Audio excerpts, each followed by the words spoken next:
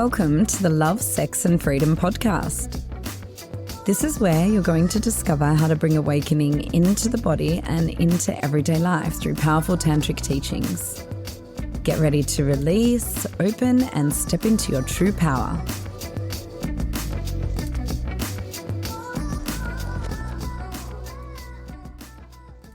So the power that we can embody as individuals, the power that radiates from us,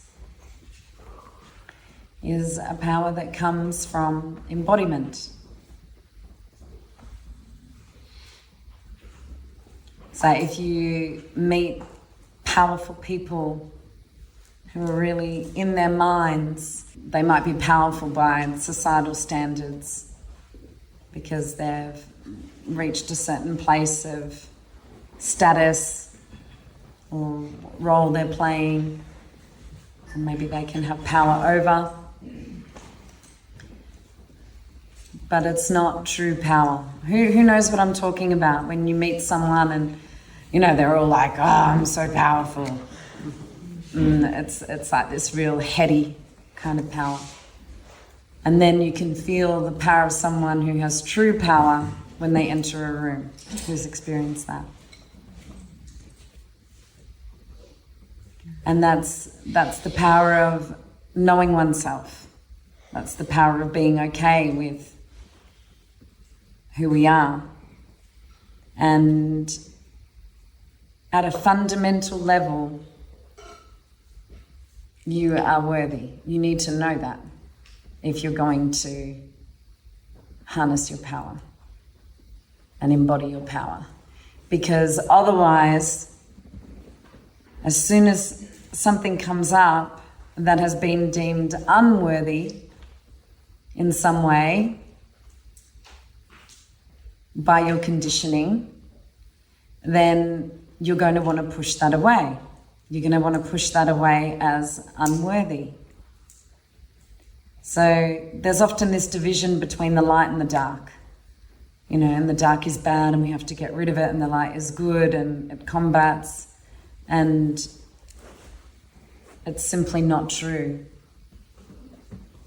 Because the light without the dark can only exist for so long. It's just denying what we can't see. So shadow work and darkness are really connected. And you know, you can see your shadow when the light is shining on you in a certain way. But even when that light isn't shining on it, it's still there. Right? And the light of your own awareness can come into contact with your shadows so that they're not denied and taking the driver's seat of your life without you knowing it. So shadows are basically anything that's unconscious. And that can be qualities that are really amazing and feel really good.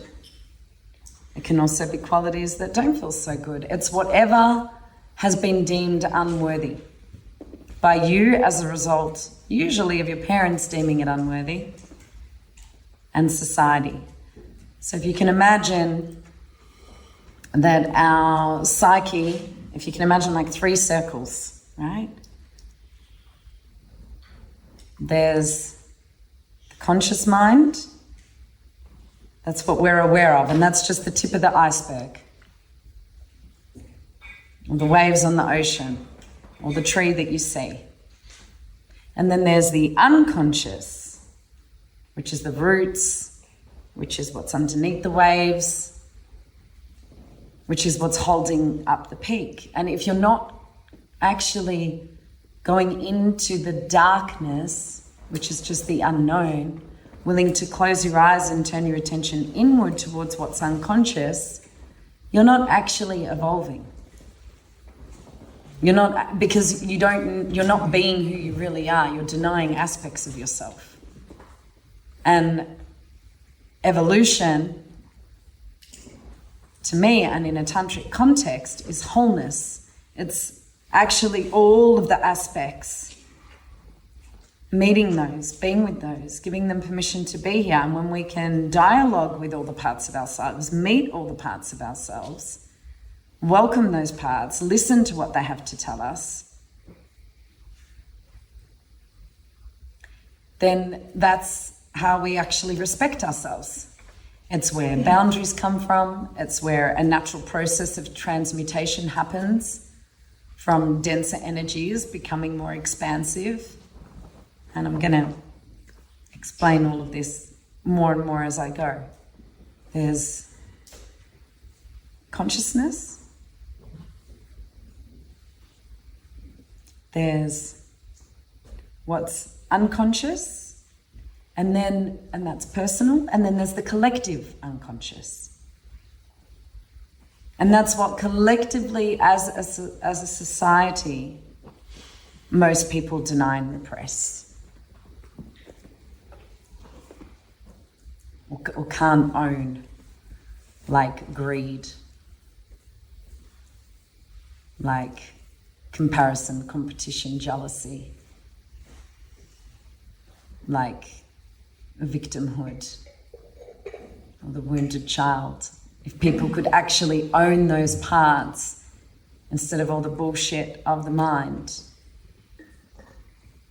then what would happen? But what that takes is knowing that you are fundamentally worthy with these parts. And the way that you actually know that you're fundamentally worthy with these parts is by meeting them. And it feels counterintuitive because somewhere along the line we've been told that they're bad. So growing up, if you were told that your anger is bad and evil, it will go into shadow, go into the unconscious. If you were told that sadness, if you were told that being too loud, if you were told that one of your talents is, all of these things. I remember there was this one client I had, and I had been working with her for 2 years.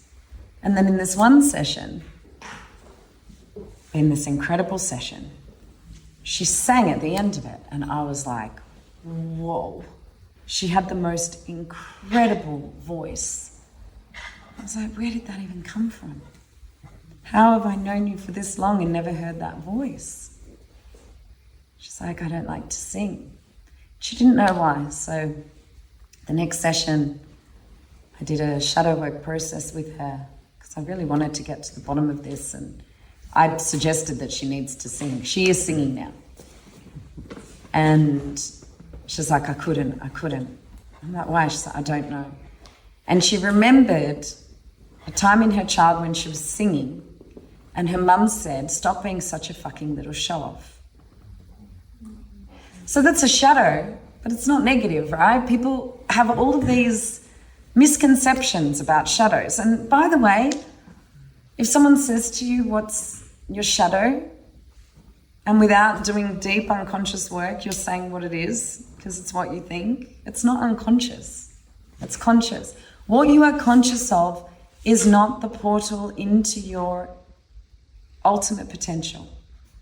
I'm going to say that again because no matter how many times I say this, people still don't get it. Most teachers don't get this.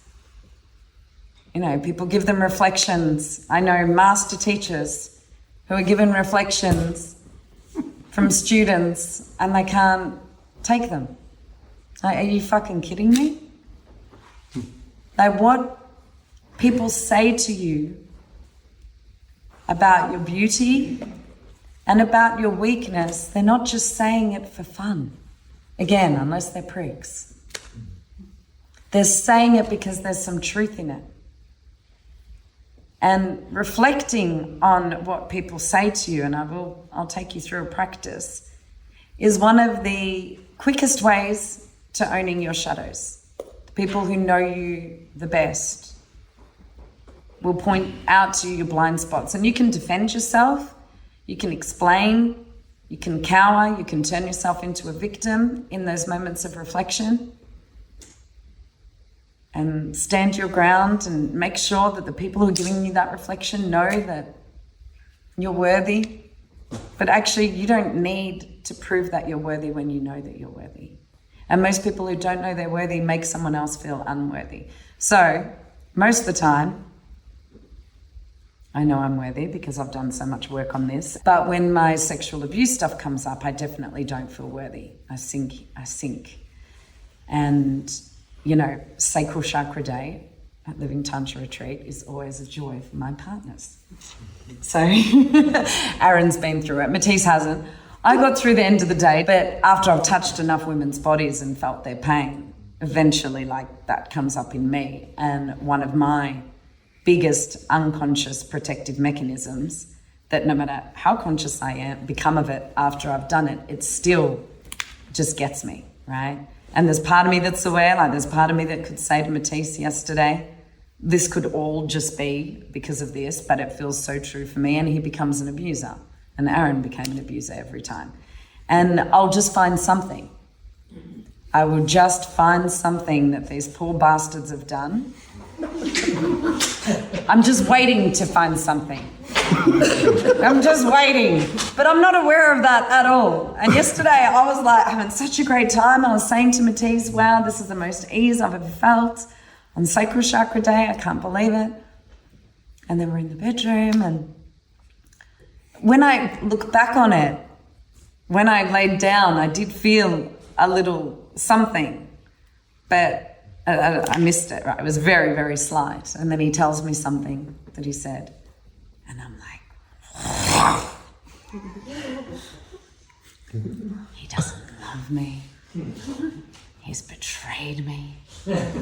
He doesn't have my back. I can't trust him. I even suggested that we need to break up. And this poor bastard doing well, and then like I stopped through the tantric massage. I just cried. I was able to just feel what I was feeling. I didn't really, I was still crying about how mean he is, you know, a part of me. And then another part of me is like, this is probably from today. So I'm feeling, and I'm like kind of holding both. And by the time we get back to the room, my protector has definitely kicked back in. And so I'm telling him why we should break up and why he's a terrible human being. And then he's explaining himself. He's like, I didn't mean, and I'm like, stop explaining. I don't care. And he's like, well, you're suggesting we break up. I kind of feel like I need to explain. I'm like, I don't care about what you have to say. And he's like, I think we should stop talking. And then I'm like, so cross and cuddled up. He's like, I'm open to hugging you. I felt like saying, I didn't say, well, fucked if I'm letting you hug me. I don't even know if like I'm ever going to hug you again. And then I'm thinking about Barcelona and Montenegro. Maybe I can just cancel everything and go to Ibiza instead. You know, tell him how it's all his fault. I don't even want to go to this festival. And then he's like fluctuating, and he's like, is there anything you need? I need you to be in your masculine, and that is it. Only masculine, right? Because I know when I'm fucked up like that, and in fairness to me, I did say a few times, like, this could be my irrational abuse talking. But the other part was like, but I don't think so. I think that actually it's been revealed. You really are bad, right? And so then he just did his in-breath. Like, when the abuse comes up, eventually he has to just become a mountain.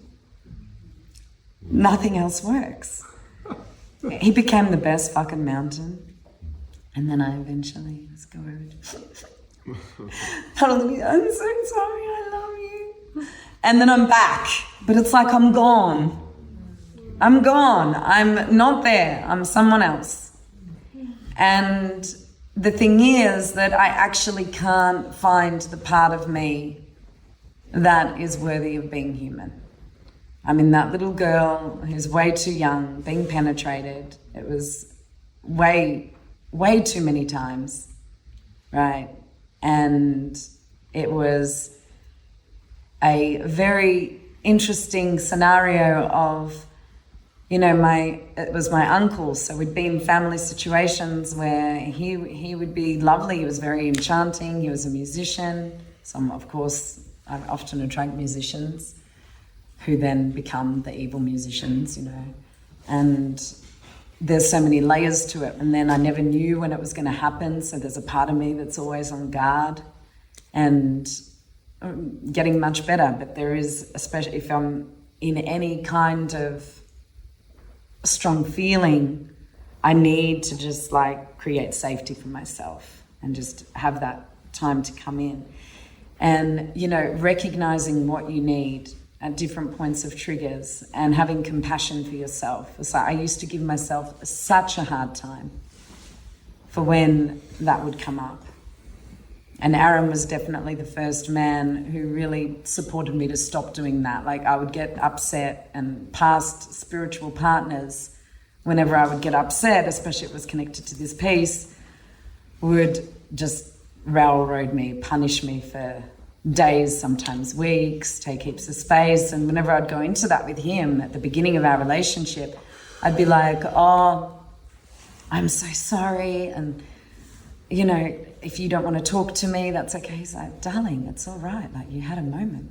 Usually you're an amazingly rational woman. I'd be like, really? And I would talk to him and I'd be so scared to share what I was upset about, because then I'm not being spiritual. And he just kept holding me and encouraging me.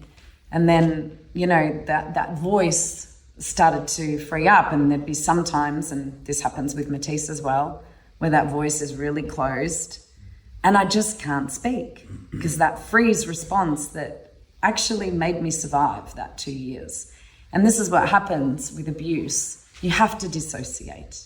It's too much for a tiny body. When I saw my daughter when she was 7, that's when I got a whole new compassion for myself. I'm like, what? Imagine that happening to her.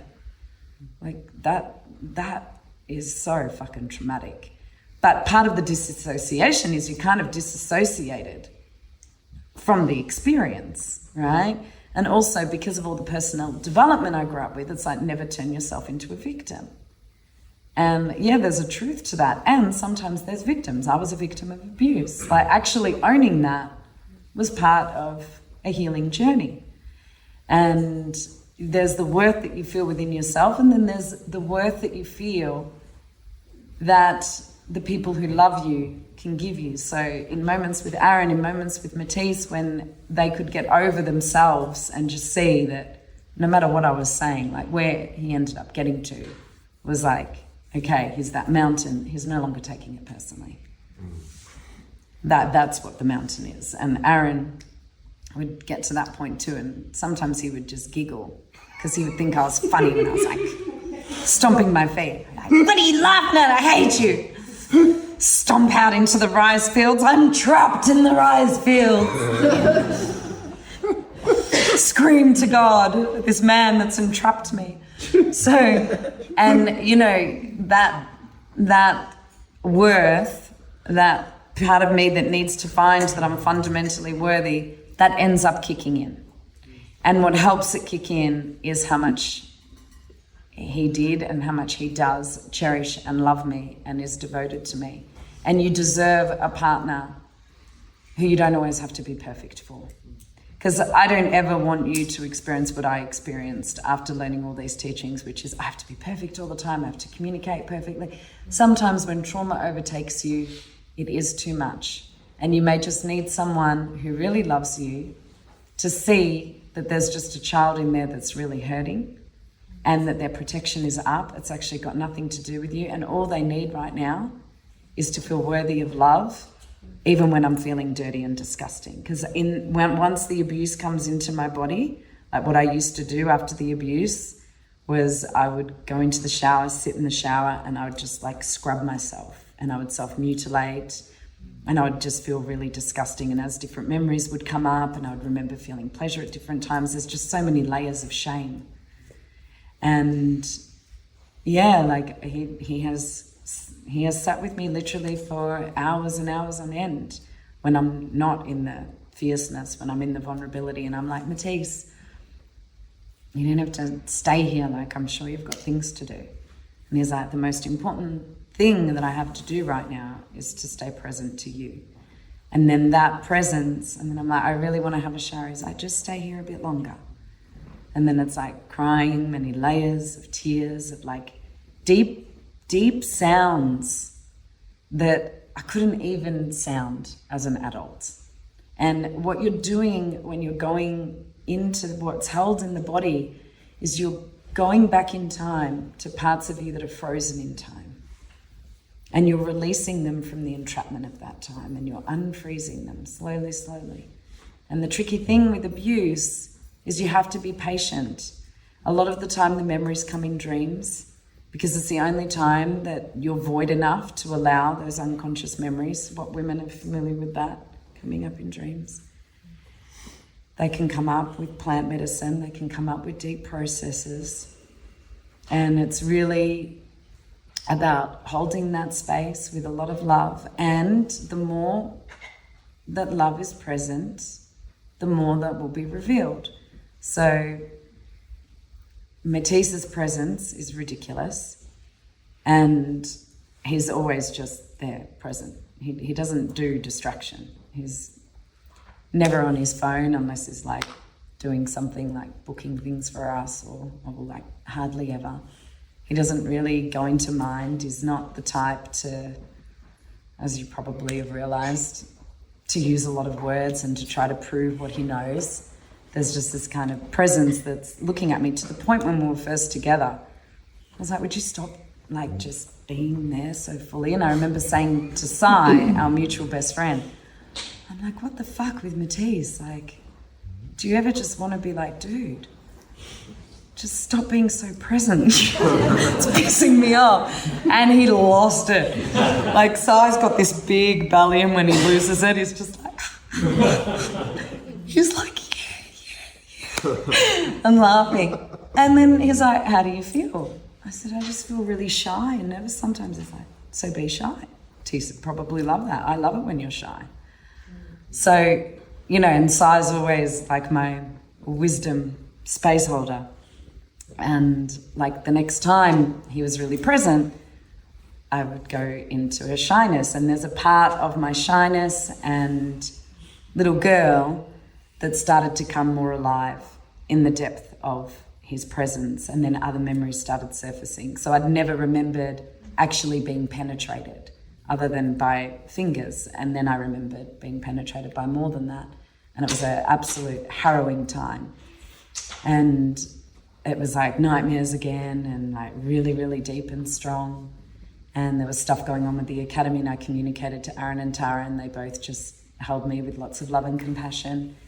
And I had to stop working. I actually, thankfully, I had my business set up that there were lots of people working for us, and he basically just held presence for that. And yeah, there was just layers. Even one day I was even like, I don't know if I can be here anymore. Because it was so much. But I'm telling you now that you will get to the other side, no matter how difficult it feels. And actually what was birthed on the other side of that was a whole new chapter of my life, a whole new chapter of my life, where there is so much more ease and pleasure and choice in what I do. So everyone just take a deep breath. And then, so be with someone who can love you, for a start.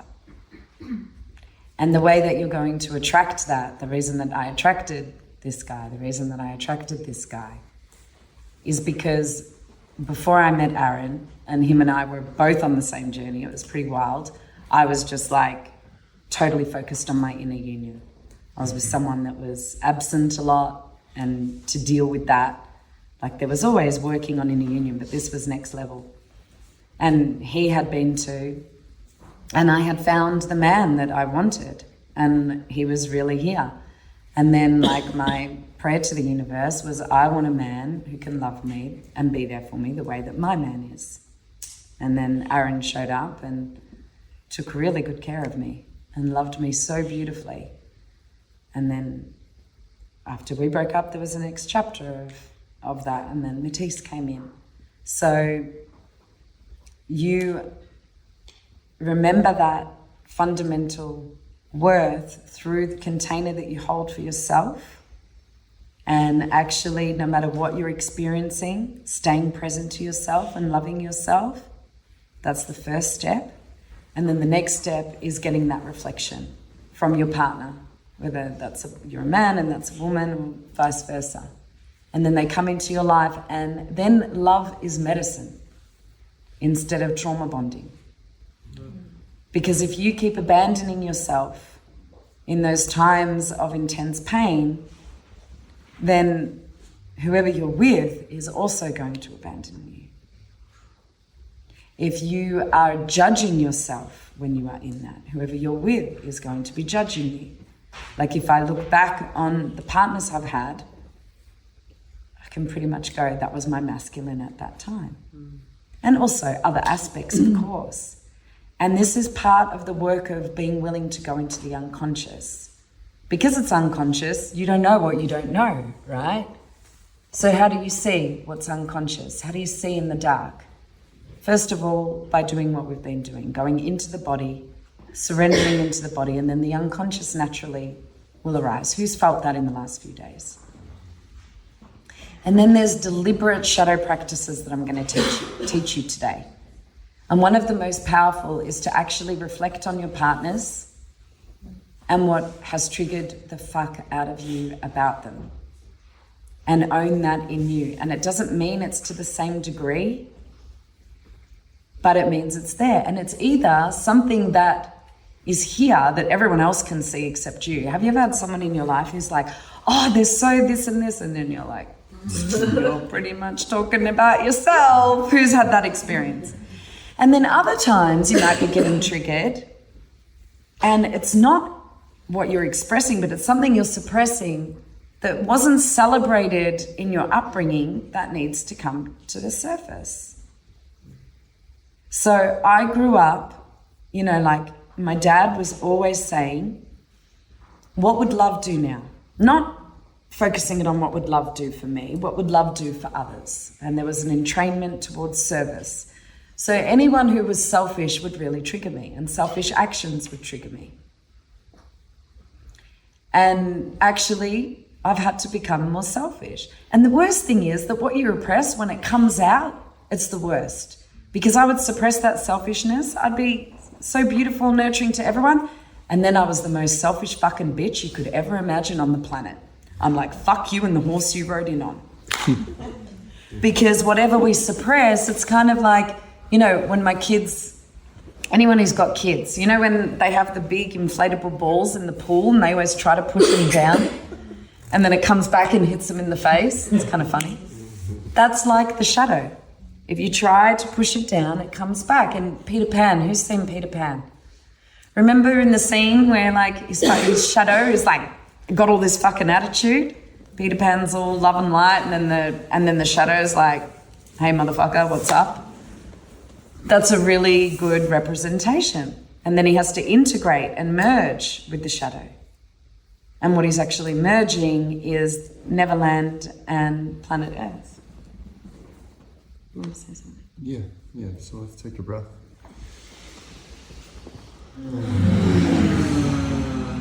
Close down the eyes. And just take for a moment everything that's been shared here. And just take a moment and reflect on that within yourself.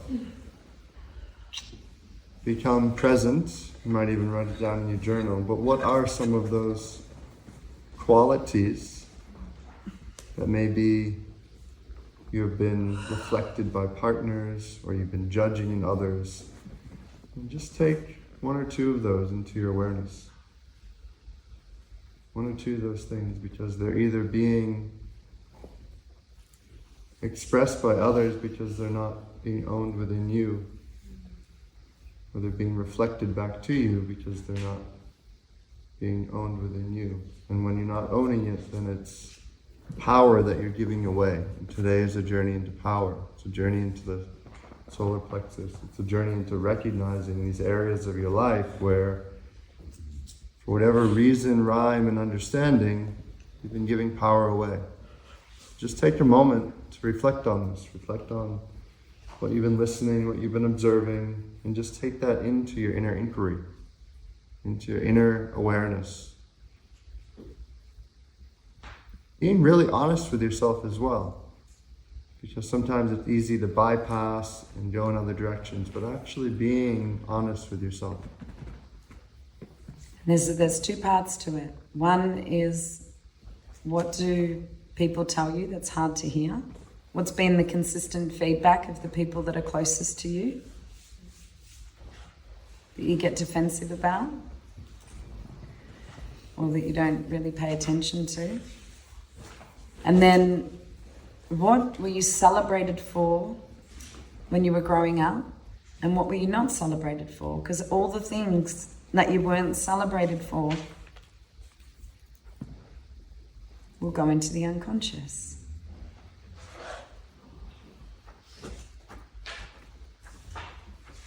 Also, anything that you saw that you had a negative association with. So you're going to get a chance to share on each of these things, but just meditating on it for a few minutes.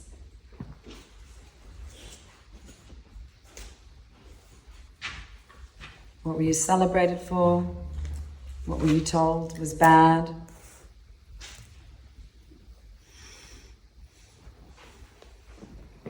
And also, what did you perceive about power?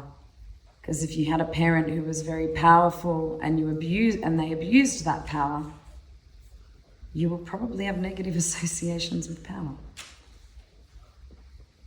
Or if none of your parents had any power, you may not know how to use power, generate power healthily. Just contemplating, what are your associations with power? What were you celebrated for? What were you told is not good enough? Were you too sensitive? Were you too much? Was your anger bad? Was your sadness bad? Do you have a talent that you were told not to pursue?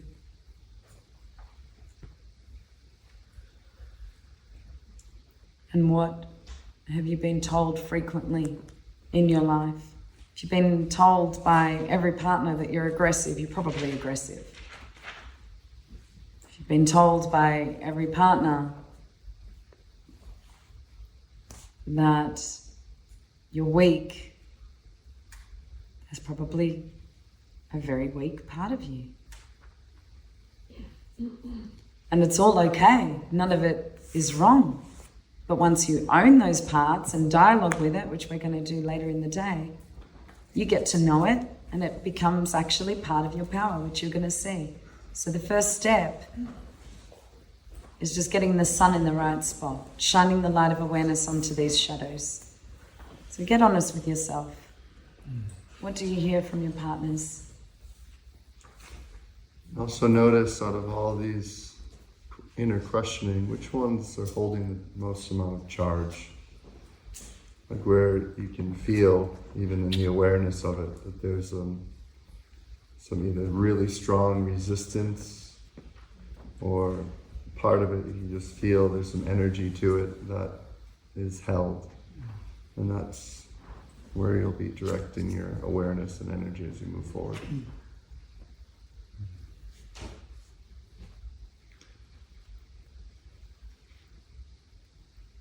And then, of course, what triggers you in others? What triggers you about your mum and your dad?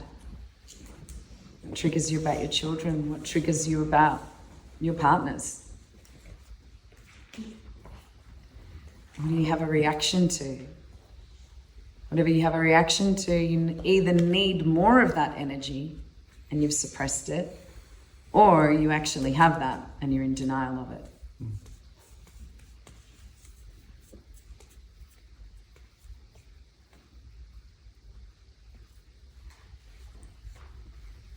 Looking within, recognizing within, and also as we journey into places of power in the unconscious, part of us that wants to get distracted becomes higher, because parts of these of us have been denied and suppressed for so long that we find every which way we can to not look at it. So it actually takes a very strong level of presence and awareness. Continually draw yourself in that direction.